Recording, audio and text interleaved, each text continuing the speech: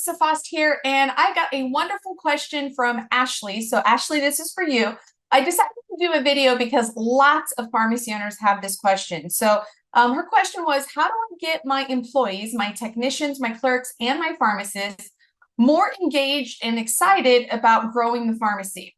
Now, you probably, if you're a pharmacy owner, you have ran into this. If you're a small business owner of any kind, you've ran into this. It's like, how do you get your employees to care just as much about the business as you do? One, you're never going to get them to care as much as you do. Don't expect it. Just cross that off the list. However, there are lots of ways to get them engaged. There's lots of ways to get them excited. And you really have to start thinking about from the viewpoint of the employee, not as an owner. So when you as an owner get all excited and you have all these new ideas, maybe you went to a summit or you talked to a friend and you have all these ideas, you come back and you tell your employees, all they hear, no matter what you say, all they hear is, geez, great, more work for me.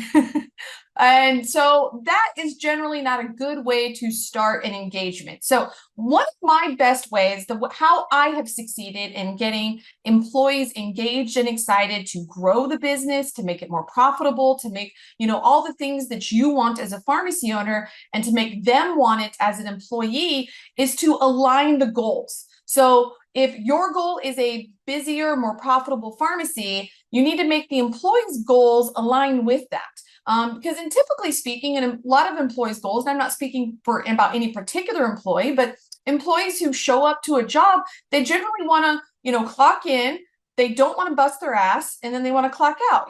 So it's like, how can we get these goals aligned? How can you get them to work more and enjoy it? And so you have to align the goals. And so what I mean by that is you have to give your employees some skin in the game.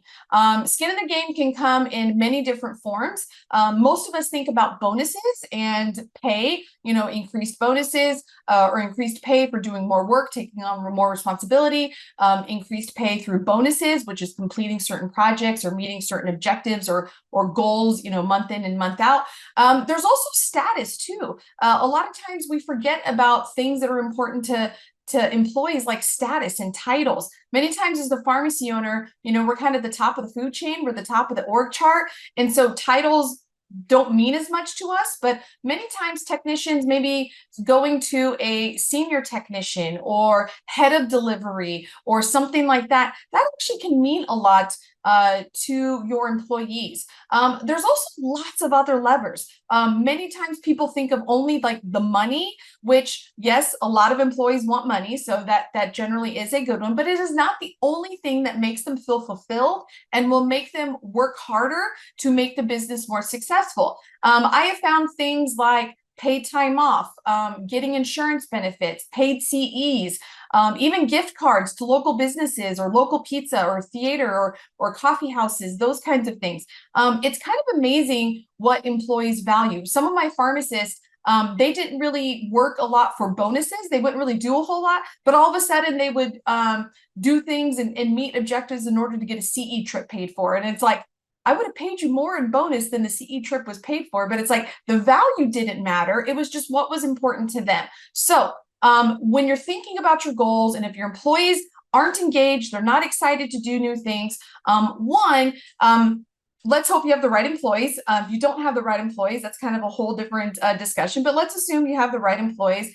And so you want to get them some skin in the game. Starting things new and learning new things is hard, right? Changing old habits is hard. So you have to incentivize them to learn the thing and change the thing. So whenever I set up employee bonuses, the first several months, I make the bonuses very easy to achieve. I want to get the employees excited about achieving the goal, achieving the bonus, the outcome, whether that's money, time off, or whatever else that you have decided to do with them. I want them to get a little addicted to that. If they never win, then they don't ever enjoy the feeling of winning. So in order to have a winning team, you have to set it up to where they win and they learn that they like to win. And then you can start to move the goal line a little bit further down the field, so to speak, and they have to work a little bit harder after the program is up and going. So for example, if you want to start a referral program, don't make your employees get 100 referrals the very first month. It's really hard to go from 0 to 100. And so they're going to feel defeated. They're going to feel like the game's stacked against them, and they're just going to ignore, all the new things that you want them to do. Instead, make it really easy. Make it, one referral a week per employee, something like that, something that's really achievable. 10 for the whole staff for the entire first month. Make it easy. That way, again, you're training them to love to win and to joy to win. And so you have to give them some skin in the game. And that is how you got to figure out what motivates your employees. It's not always money, but sometimes it is. And so if you do need a bonus on money, make sure that whatever you're bonusing them money for is things that actually boost your bottom line.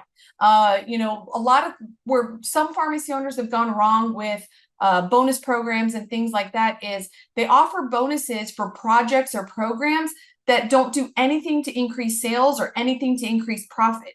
And so the cash is going out the door, stuff's getting done, but the financials aren't getting any better, and you're actually getting tighter squeezed, so to speak, from a cash flow standpoint. So if you're going to offer cash bonuses for your employees, make sure that it's on something that will bring cash in the door. OTC sales is a perfect example. They hit certain tiers of OTC sales, and that generates a cash bonus to the employee. That works really well because you got extra cash coming in from the activity that they're doing, which then pays for the bonus. Like bonus programs and employee incentive programs should never really cost you money in that sense. Yes, it costs you money, but it should be bringing in money first before the money goes out to the employee. And so when you're looking for that engagement from your employees, you might want to start there. The other thing is really just talk to your employees. Sometimes it's like, hey, we launched this program. You didn't seem really excited about that. Can we just have a talk about that?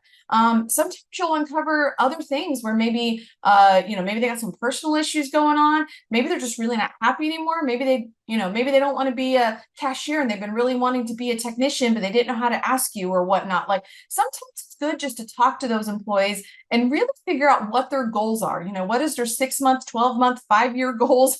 It's hard to go 5 years in the future these days, it seems, but figure out what their goals are and then align them to goals in the company that are in line with that. If you have a technician who hates calling people on the phone, then don't give them a program that calls people on the phone. Maybe give them the thank you card program or inventory program or something like that, they can really thrive in and doesn't make them feel uncomfortable. So the most important thing, Ashley, is to give your employees some skin in the game. If they're going to be doing work, there should be a little bit of extra benefit to them on the back end of that work, especially if it's financial work, like making more sales, making more profit, which a lot of us want.